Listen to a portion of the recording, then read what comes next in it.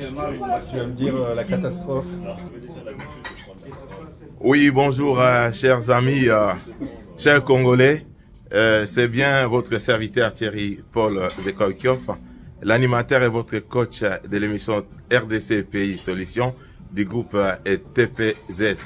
En fait, c'est un grand jour aujourd'hui parce que nous sommes à l'hôtel Pullman à Paris où une grande réunion de responsables des Jeux Mini, c'est-à-dire cette grande structure qui va s'occuper des personnes âgées en RDC, a tenu cette réunion pour préparer la convention qui aurait lieu à Kinshasa. Alors, nous avons un invité spécial, un invité de marque, Étienne Bourdon. Bonjour Étienne. Bonjour Thierry Paul. C'est vraiment un grand plaisir de vous recevoir dans notre émission. Est-ce que vous pouvez nous parler, qui êtes-vous? Vous faites quoi dans la vie? Bon, écoute Thierry, pour moi c'est un très grand plaisir et un très grand honneur de pouvoir participer à cette réunion préparatoire de la convention qui aura lieu finalement la semaine prochaine à Kinshasa. Moi j'y participe en fait parce que je suis docteur en santé publique et spécialisé en gérontologie. Je travaille à l'hôpital Charles-Foix qui est un des plus grands hôpitaux gériatriques en France, dans lequel j'ai une activité de recherche sur le lien qu'il y a entre l'environnement et la santé de la personne âgée. Et spécifiquement, là, je participe à la préparation de cette convention qui va durer 3 à 4 jours à Kinshasa, en République démocratique du Congo, parce que nous pensons collectivement, Congolais et Français, qu'il y a un véritable enjeu à peut-être changer le regard sur le vieillissement et mettre en commun, je dirais, à la fois notre expertise de regard sociologique, notre expertise en médecine, notre expertise en organisation des politiques de santé pour le bien-être et la santé de la personne âgée. Étienne, la RDC c'est un pays solution. Pourquoi? Parce que c'est un pays riche. Nous avons la terre, nous avons l'eau, nous avons la forêt. Et le peuple congolais, c'est moi je dis souvent, c'est le type américain. C'est un peuple qui est courageux. Mais nous remarquons que la personne âgée au Congo n'est pas prise en charge. Il n'y a pas de structure. Qu'est-ce que vous pouvez nous dire concernant les regards sur le vieillissement dans le monde cas du Congo, sur votre proposition? C'est-à-dire qu'en fait, je pense que cette problématique du regard sur la personne âgée, elle n'est pas spécifique au Congo.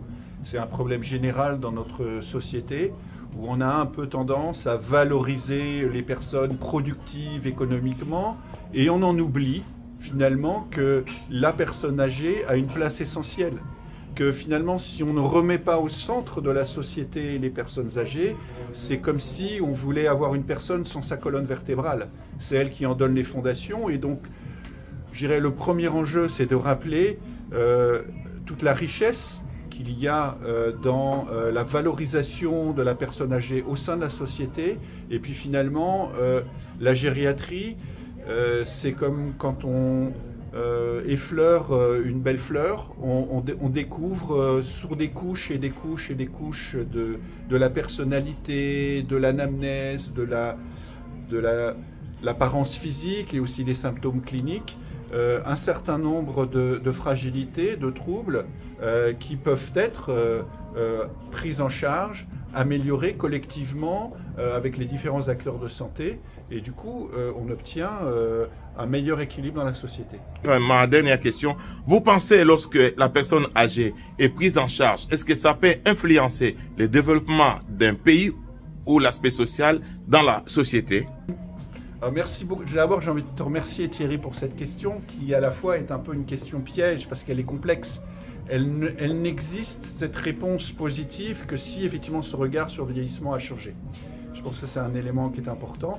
Mais effectivement, autant la société saura valoriser toute cette expérience, toute cette vision collective qu'elle aura déjà reçu, resserrer ses liens. Et c'est sans doute en resserrant ces liens qu'elle peut collectivement, je dirais, fédérer des projets, qui soient des projets de société, qui soient des projets d'organisation de l'habitat, qui qu'ils soient des projets d'organisation, des formations. Le fait de former des professionnels de santé, le fait de former des aidants à la prise en charge des certains nombres de fragilités de la personne âgée, ce sont des moyens de fédérer la société. Ah, merci beaucoup, docteur. TPZ Group vous attend bientôt au Congo, où nous allons travailler ensemble et amener ce pays plus haut et prendre en charge nos personnes âgées. Bye bye, au revoir Étienne. Merci. Au revoir Thierry Paul. Merci.